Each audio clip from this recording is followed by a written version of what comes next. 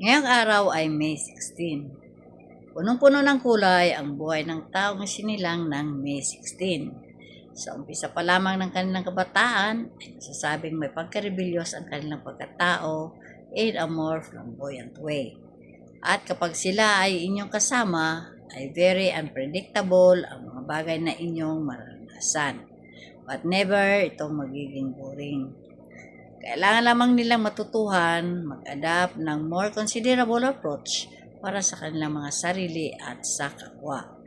Kung maglaan lamang sila ng sapat na panahon sa pag-iisa, ay mas makikilala nila ang kanilang mga sarili at mas madali nilang matutugunan kung paano makakamit ang kanilang mga pangarap sa buhay.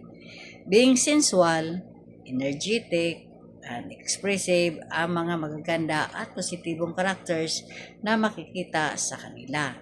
At ang pagiging moody, unstable, and volatile ang mga negatibo sa kanila. Pretty power to, today I will cool, calm, and collected.